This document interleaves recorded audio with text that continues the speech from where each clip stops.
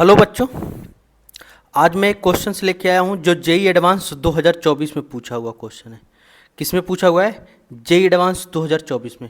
बहुत आसान क्वेश्चन है। इस तरह का क्वेश्चन आपको जेई मेंस में भी देखने को मिलता है। शायद एक क्वेश्चन आपको अप्रैल वाले शिफ्ट में जेई मेंस में भी देखने को मिला होगा, इस तरह का क्वेश्चन को सॉल्व करने के लिए। एक बार हम इस क्वेश्चन को रीड करते हैं। क्या दिया हुआ है? Consider the following reaction. हमें एक रिएक्शन दिया हुआ है। क्या दिया हुआ है? H2 gas, 2H2 gas, 2NO gaseous phase में मिल के बना रहा है N2 gas plus 2H2O, which follow the mechanism below. हमें मैकेनिज्म दिया हुआ है। क्या दिया हुआ है? 2NO गैस, थोड़ा सा उसको लिखने का तरीका मैंने अलग तरीके से किया हुआ है। ये हमारे पास इक्विलिब्रियम है। इसको बोला हुआ है ये K1 है और नीचे वाला बोल रहा है K-1 है और प्रोडक्ट बना रहा है N2O2 गैसियस फॉर्म में। ये मैकेनिज्म का स्टेप फर्स्ट है। ये क्या है? फास्ट इक्विलिब्रियम में है। ये फास्ट इक्विलिब्रियम में है, ठीक है। इक्विलिब्रियम में है, ये फास्ट इक्विलिब्रियम में। दूसरा जो दिया हुआ है, इसका मैकेनिज्म दिया हुआ है N2O2 जो है वो H2 के साथ रिएक्शन करके, H2 गैस है, इसके साथ रिएक्शन करके इसका रिएक्शन जो rate of reaction rate constant है उसको दिया हुआ है K2, बना रहा है N2O gas plus H2O gas. और ये जो हमारा स्लो रिएक्शन है।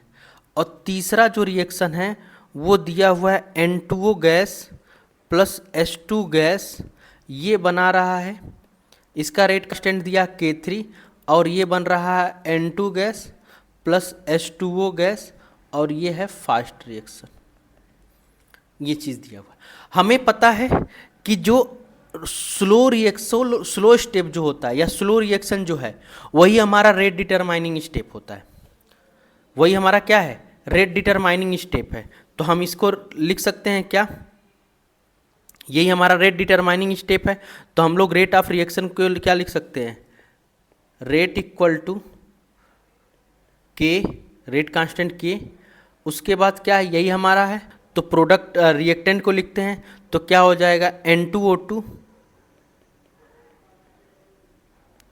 N2O2 और H2 गैस,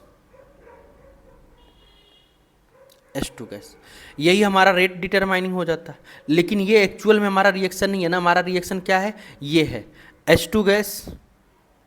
ये एक्चुअल में हमारा रेट जो है वो ये है K equal to H2 gas, ये हम के पावर x लिखते और NO के पावर y रखते। यही हमारा है NO के पावर है, क्योंकि ये सिंगल स्टेप रिएक्शन ही है ना। अगर सिंगल स्टेप रिएक्शन होता तो यही हमारा जो कोफिशिएंट होता है यही हमारा रेट के बराबर हो जाता है। इन्हीं का सम हम रेट बता देते हैं। लेकिन ये हमारा कम्प्लेक्स रिएक्शन है, देखो कई स्टेप में है। तो ये हमारा रेट डिटरमाइनिंग स्टेप नहीं है।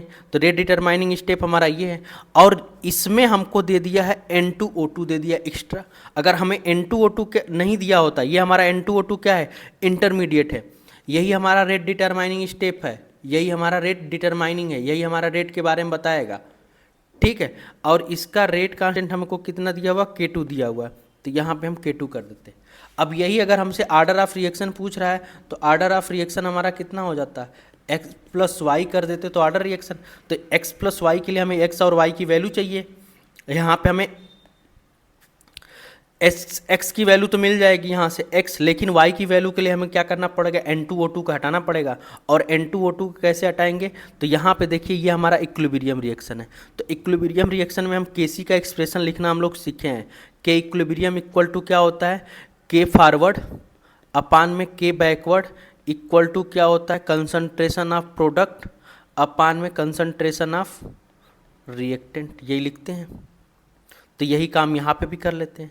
तो इसमें हमारा क्या है? K फॉरवर्ड कितना है? K1 है। K फॉरवर्ड कितना है? K1 है। K बैकवर्ड कितना है? K-1 है। बराबर कर देंगे। प्रोडक्ट साइड में हमारे पास क्या है? प्रोडक्ट साइड में हमारे पास N2O2 है। प्रोडक्ट साइड में हमारे पास क्या है? N2O2 है। और रिएक्टेंट साइड में हमारे पास क्या है? NO का स्क्वायर है। देखो आप 2NO है, तो यहाँ पे हमें क्या मिल जाएगा, NO का स्क्वायर मिल जाएगा। प्रोडक्ट ये हो गया। अब यहाँ से आप ध्यान से देखो, ये N2O2 हम यहाँ पे लिख सकते हैं।